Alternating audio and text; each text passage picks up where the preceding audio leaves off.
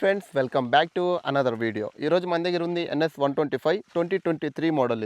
ఇది ఓనర్ 2023లో ఎండింగ్లో అయితే కొన్నారనమాట. కొన్నప్పటి నుంచి ఇప్పటి వరకు 40,000 కిలోమీటర్ అయితే తిరిగాడు. ఆయన ఇంత తిరిగాక ఏదన్నా మైలేజ్లో ఇంప్రూవ్మెంట్ ఉందా, మైలేజ్ ఏమన్నా డౌన్ అయిందా, లేకుంటే మైలేజ్ ఇంకా బాగుందా, ఆయన ఎన్ని సర్వీసులు చేపించినప్పటి నుంచి ఇప్పటి వరకు ఆయనకి ఏమైనా బండిలో సెన్సార్ పరంగా ఏమైనా ఇష్యూస్ వస్తున్నాయా, ఇంకా సర్వీస్ కాస్ట్ ఎంత పడేది, ఆయనకి మెయింటెనెన్స్ అంటే తీసుకున్నప్పటి నుంచి ఇప్పటి వరకు ఏదైనా స్పేర్ పార్ట్స్లో ఇష్యూ కావచ్చు. సో ఇలాంటి అన్ని దానికి ఈ వీడియోలో మీకు ఆన్సర్ దొరుకుతుందన్నమాట. ఎవరైతే NS 125 2026లో కొనాలనుకుంటున్నారో వాళ్ళకి ఈ వీడియో చాలా హెల్ప్ అవుతుంది. ఒకవేళ మీ ఫ్రెండ్స్లో ఉంటే వాళ్ళు కూడా ఈ వీడియో షేర్ చేయండి. ఇంకా వీడియోలోకి పోతే ఈ వెహికల్లో లైట్స్ గురించి మాట్లాడుకుంటే మనకి 2023లో మ్యాక్సిమం దీంట్లో బల్బ్సే ఇచ్చారనమాట. ఒక టైల్ లైట్ చూసుకుంటే టైల్ లైట్ ఒక్కటే మనకి ఎల్ఈడితో వస్తుంది. అది ఇప్పుడు 2026లో చూసుకుంటే చాలా అప్గ్రేడ్స్ అయితే జరిగాయి. అది కూడా మీకు లాస్ట్లో చెప్తా ఏమేమి మెయిన్ అప్గ్రేడ్స్ ఏవేవి జరిగాయో. ఇదనమాట లైట్స్ గురించి మాట్లాడుకుంటే. ఇంకా టైర్స్ గురించి మాట్లాడుకుంటే రేర్ టైర్ చూసుకుంటే 100/90తో వస్తుంది. ఇంకా ఫ్రంట్ చూసుకుంటే 80/100తో వస్తుంది. ఇది టైర్స్ గురించి మాట్లాడుకుంటే. ఇంకా బ్రేకింగ్ విషయానికి వస్తే మనం ఇప్పుడు 2026లో చూస్తే మనకి ఏబిఎస్ ఇస్తున్నాడు అనమాట, సింగిల్ ఛానల్ ఏబిఎస్. ఇది 23 మోడల్ కాబట్టి మనకి దీంట్లో ఎలాంటి ఏబిఎస్ అయితే లేదు. మనకి రేట్ చూసుకుంటే మనకి డ్రమ్ బ్రేకింగ్ సిస్టమే చూడొచ్చు. అండ్ ఫ్రంట్ చూసుకుంటే నార్మల్ మనకి డిస్క్ బ్రేక్ అయితే చూడొచ్చు. ఇది 2 క్యాలిపర్ పిస్టన్తో వస్తుంది. అదనమాట ఇంతే బ్రేకింగ్ విషయానికి వస్తే. సస్పెన్షన్ గురించి మాట్లాడుకుంటే మనం రేర్ మోనోసాక్ సస్పెన్షన్ అయితే చూడొచ్చు. ఇంకా ఫ్రంట్ చూసుకుంటే టెలిస్కోపిక్ సస్పెన్షన్ అయితే ఫ్రంట్ చూడొచ్చు. సేఫ్టీ గురించి మాట్లాడుకుంటే ఇక్కడ అయితే శారీ గార్డ్స్ చూడొచ్చు. ఇది మనకి ఎవరైనా ఆడవాళ్ళకి వచ్చినప్పుడు వాళ్ళ శారీ అనేది లోపల పోకుండా కొంచెం ప్రొటెక్ట్ చేస్తుంది అనమాట. ఇంకా ఇది చూసుకుంటే పుట్ రెస్ట్ మనకి NS 200లో ఇది మిస్ అవుతుంది. ఇంకా ఇన్నర్ సేఫ్టీ గురించి మాట్లాడుకుంటే మనకి ఇంజన్ కటప్ కూడా అంటే స్టాండ్ వేసినప్పుడు బండి స్టార్ట్ కాదనమాట. ఆ ఫ్యూచర్ అయితే దీంట్లో ఉంది. అది నాకు బాగా నచ్చింది. మ్యాక్సిమం ఇప్పుడు ఏ వెహికల్స్లో చూసుకున్నా కూడా అది బేసిక్ వెహికల్స్లో చూసుకున్నా కూడా ఫ్యూచర్ అయితే ఇస్తున్నాడు. ఇది సేఫ్టీ పరంగా మాట్లాడుకుంటే ఫ్యూల్ ట్యాంక్ వచ్చేసి మనకి 12 లీటర్ కెపాసిటీతో వస్తుంది. ఒకసారి మనం ఫుల్ చేపించినామనుకో ఈజీగా 550 నుంచి 600 కిలోమీటర్లు అయితే ఈజీగా తిరగచ్చు. ఇంకా ఇంజన్ గురించి మాట్లాడుకుంటే దీంట్లో 124.45cc ఎయిర్ కూల్డ్ ఇంజన్ అయితే చూడొచ్చు అనమాట. మనకి ఇది 12 PS పవర్ అయితే ఉంది. టార్క్ గురించి మాట్లాడుకుంటే 11 Nm అయితే టార్క్ అయితే చూడొచ్చు. డిస్ప్లే గురించి మాట్లాడుకుంటే ఆన్ చేస్తాను. ఇక్కడ వచ్చేసి సైడ్ స్టాండ్ ఇండికేటర్ చూపిస్తుంది అనమాట. ఇక్కడ చూసుకుంటే టైము, ఇది మనకి బండి స్పీడ్ అనమాట. ఇక కింద చూసుకుంటే ఇది ట్రిప్ 1లో ఉంది. ఇది టోటల్ మనకి 40,000 కిలోమీటర్లు అయితే తిరిగిందనమాట. ఇక్కడ చూసుకుంటే ఫ్యూల్ ఎంత ఉందనే దాని గురించి చూడొచ్చు. ఇది మనకి ఇంజన్ స్పీడ్ ఉంటుంది. ఇంకా లెఫ్ట్లో చూసుకుంటే ఇది బజాజ్ లోగో చూడొచ్చు మనం. ఇక్కడ మనకి న్యూట్రల్లో ఉందనేది ఒకసారి నేను న్యూట్రల్లో పెడతా బండి. ఇవి న్యూట్రల్లో పెట్టేది కొంచెం కష్టము. ఓకే, ఇక్కడ మనకి బ్యాటరీ ఇది కొంచెం లైటింగ్ తక్కువ ఉంది. బ్యాటరీ ఇండికేటరు ఇంకా ఇంజన్ ఇండికేటర్ అని చూడొచ్చు. సో ఇదనమాట డిస్ప్లే గురించి మాట్లాడుకుంటే. ఇంకా రైట్ హ్యాండిల్ స్విచెస్ గురించి మాట్లాడుకుంటే ఇక్కడ చూస్తే మనము ఇంజన్ కిల్ స్విచ్ అయితే చూడొచ్చు. ఇది కింద చూసుకుంటే సెల్ఫ్ స్టార్టర్. హ్యాండిల్ స్విచెస్ గురించి మాట్లాడుకుంటే ఇది వచ్చేసి మనకి లైట్, హై బీమ్ ఇంకా లో బీమ్ అనమాట. ఇంకా ఫ్రంట్ చూసుకుంటే ఇది మనకి హై బీమ్ స్విచ్ అనమాట. ఇక్కడ చూసుకుంటే ఇది ఇండికేటర్ స్విచ్. ఇది మధ్యలో ఉంది కదా, ఒకవేళ మీరు రైట్ ఇండికేటర్ వేసి ఇట్లా అనే బదులు దీన్ని జస్ట్ ఇట్లా క్లిక్ చేసినారంటే ఇది నార్మల్గా వచ్చేస్తుంది. ఇది వచ్చి హారన్ అనమాట.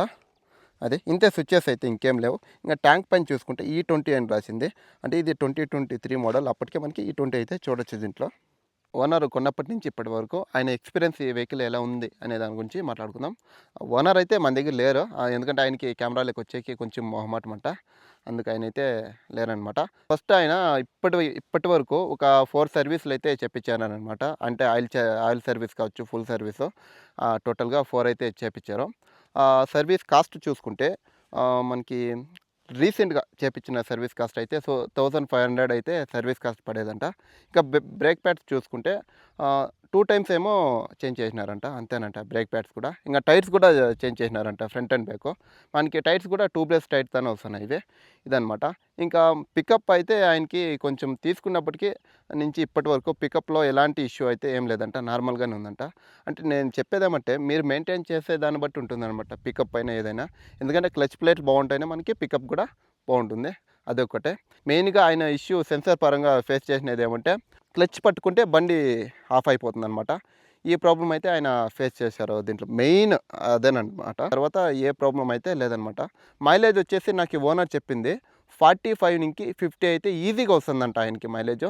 ఇంకా మనకి హైవేలో అయితే ఒక్కోసారి 52 కూడా వచ్చిందంట. ఇంకా ఓనర్ చెప్పిన ప్రకారం దీంట్లో టాప్ స్పీడ్ చూసుకుంటే 110 అయితే టాప్ స్పీడ్ పోయారంట. ఇంకా మోడిఫికేషన్స్ వచ్చేసి వీల్స్కి అయితే వీల్స్ కవర్స్ అయితే వేయించారంట.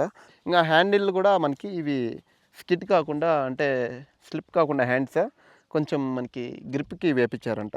అంతే, ఇంకా మోడిఫికేషన్స్ అయితే ఏమీ లేదు. ఇదన్నమాట ఓనర్ రివ్యూ అయితే. ఇంకా మీకు ఏమైనా డౌట్స్ ఉంటే కామెంట్ చేయండి. ఇంకా ఈ వెహికల్లో సీట్ కంఫర్ట్ గురించి మాట్లాడుకుంటే డ్రైవర్ సీట్ కంఫర్ట్ అయితే చాలా బాగుంది.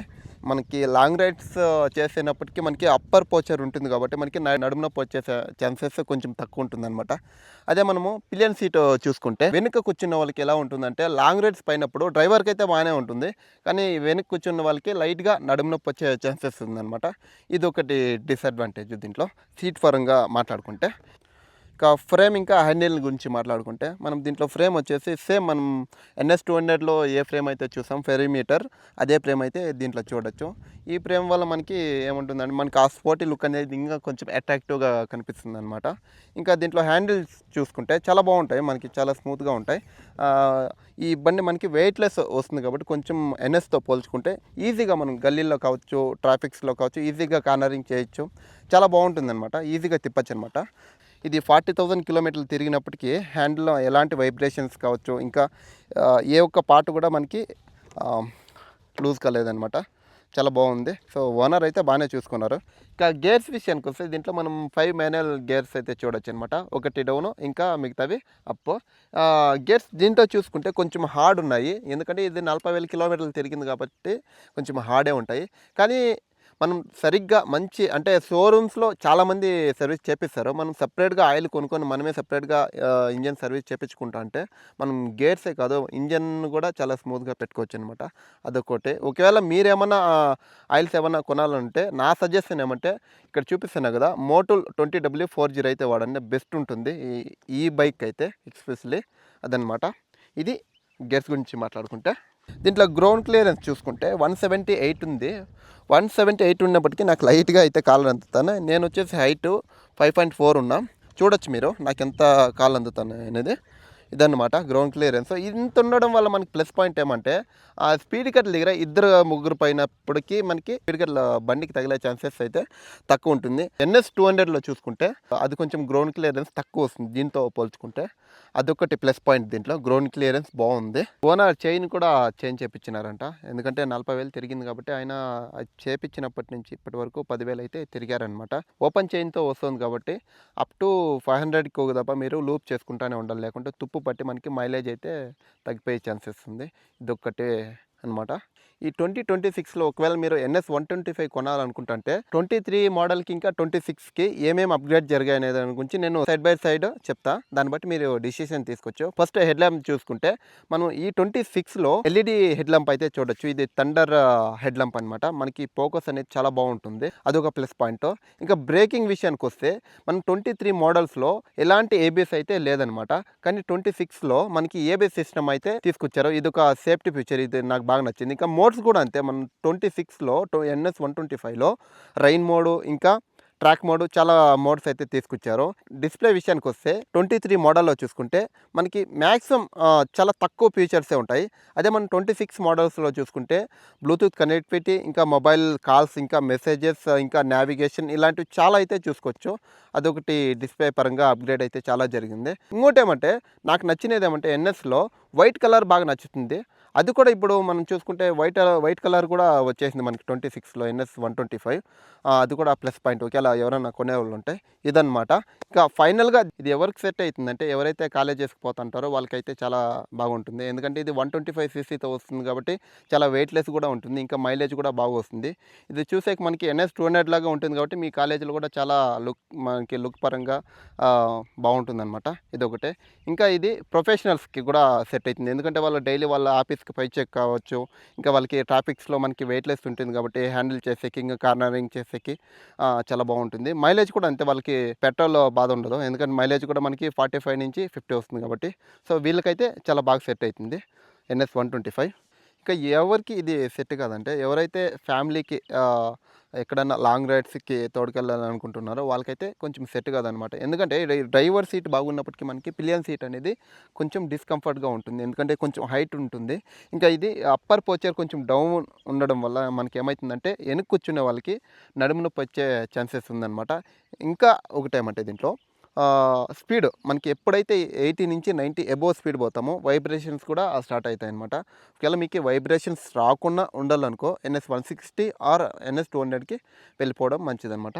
ఇదన్నమాట వీడియో అయితే ఇంతే. వీడియో కానీ మీకు నచ్చినట్లయితే ఒక లైక్ కొట్టండి. ఇలాంటి వీడియోస్ మన ఛానల్లో ఇంకా వస్తూనే ఉంటాయి. ఏ వీడియో కూడా మిస్ కాకుండా ఉండాలంటే మన ఛానల్ సబ్స్క్రైబ్ చేసి బెల్ ఐకాన్ ఆన్లో పెట్టుకోండి. మళ్ళీ మనం నెక్స్ట్ వీడియోలో కలుసుకుందాం. Take care and bye.